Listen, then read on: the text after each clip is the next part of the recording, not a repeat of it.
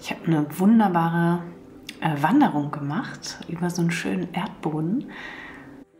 Ja, und deswegen habe ich hier schon eine farbige Paste, mit der will ich heute arbeiten.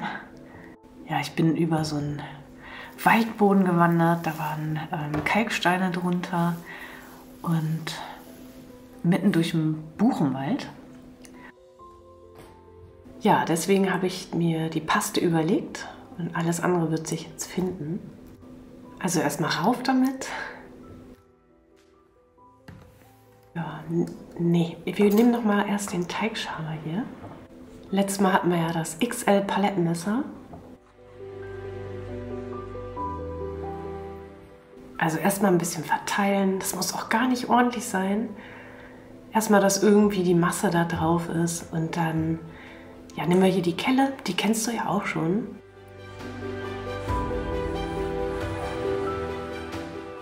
Erstmal ein bisschen verstreichen. Also mach dich mit den Werkzeugen wieder vertraut, mit deinem Medium, mit der Paste.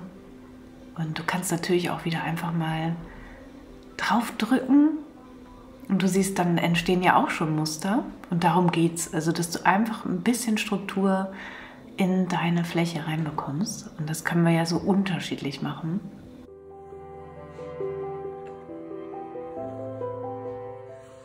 Falls du auch so eine Kelle nicht hast, nimmst du einen Spachtel, vielleicht hast du den, da kannst du mal gucken.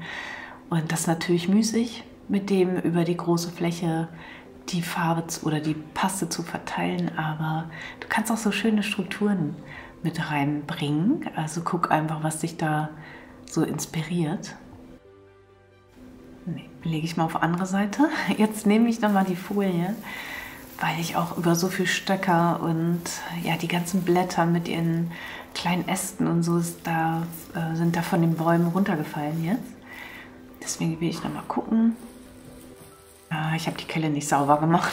Das wäre natürlich jetzt besser gewesen, denn ich benutze die Folie meistens auch noch mal. Aber gut, das geht auf jeden Fall so. Ja, da geht die Inspiration schon mit mir durch wieder.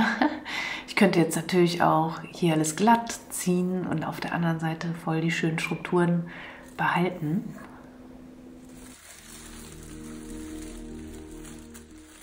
Ja, der Effekt ist einfach toll. Also die schönen Muster hier drin.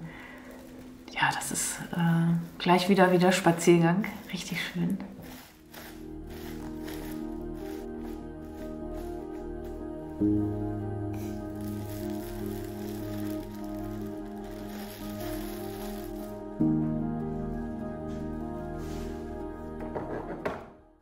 Ja, guck mal, das ist doch cool.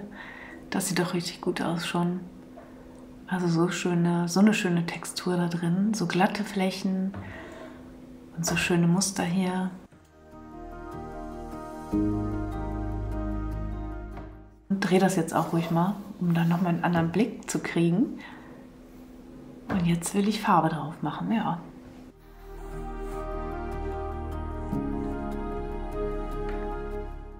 Ich gucke mir erstmal die Struktur nochmal an, denn die kann ich ja so schön betonen. Ich mache es ja meistens umgekehrt. Und jetzt sehe ich schon, mit dem Wasser läuft es natürlich. Und hier läuft es nicht, aber da läuft es ja ganz schön.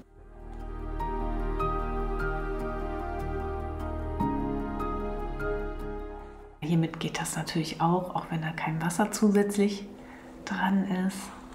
Hiermit kann ich schön die Textur eben betonen.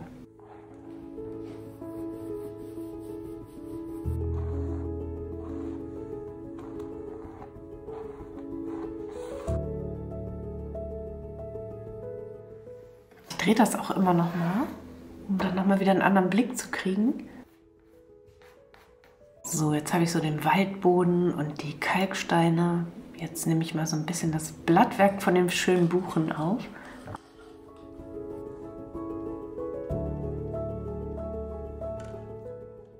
Ich weiß noch nicht ganz so. Ich habe so viele Farben gesehen, es war auch so ein schöner blauer Himmel.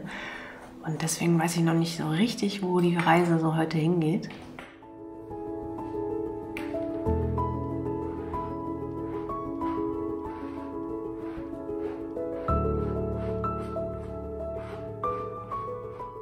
mich jetzt spontan zum Blau entschieden. Ich bin mir überhaupt nicht sicher, aber ich werde es danach wissen. Dieser Rostrot-Farbton war natürlich noch nicht trocken, aber das gefällt mir ganz gut. Ich glaube, ich gehe mal doch eher in die Grünrichtung. Dann mischen wir doch hier mal ein wenig Farbe.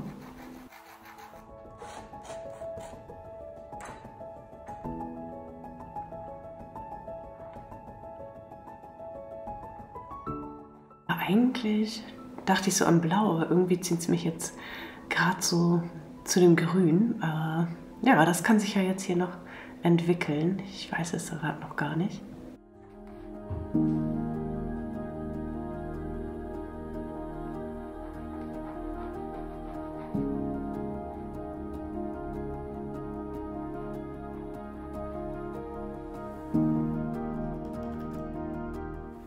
Ja, ich nehme hier nochmal ein Grün, mische das hier nochmal so ein bisschen.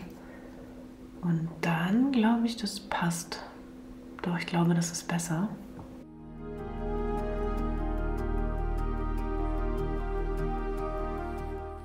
Ja, oder doch ein bisschen heller.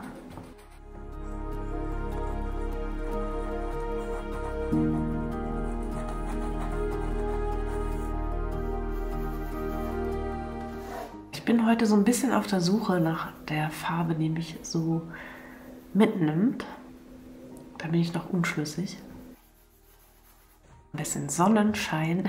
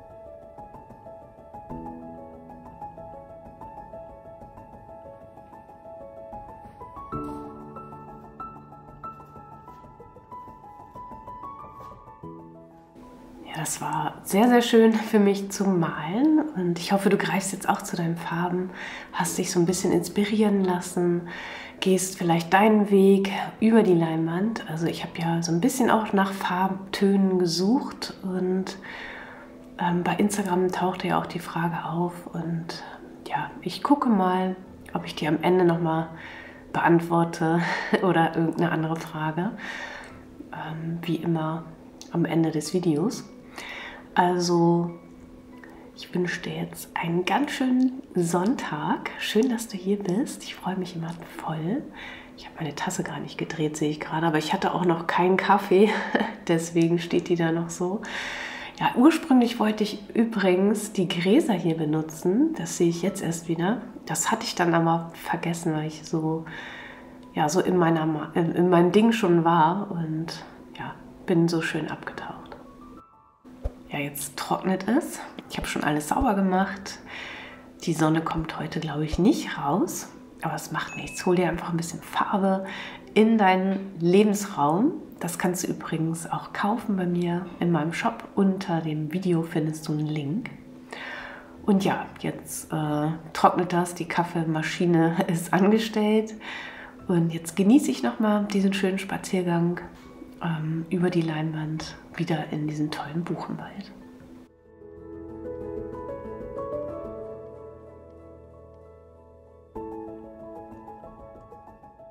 Ja, hier am Ende gebe ich dir gerne auch immer noch mal einen Tipp. Also schön, dass du bis hierhin geguckt hast. Ja, ein Tipp ist auf jeden Fall, guck auf meinem Blog, wenn du noch eine Frage hast. Da habe ich fast alle Fragen beantwortet. Also mach dir die Mühe, schau da mal rauf. Dann habe ich einen Tipp für dich, was das Farbkonzept angeht. Das hatten wir nämlich bei Instagram, tauchte die Frage auf. Also du siehst hier über die intuitive Malerei ist es nochmal ein bisschen anders. Ich wühle mich hier auch durch meinen Prozess und finde dann irgendwann die Farbe, die mich halt dann auch anspricht. Das ist nicht immer geplant. Gerade in der intuitiven Malerei ist das nicht so, aber du kannst eben hier ganz gut über die Schichten sehen, wie ich das mache.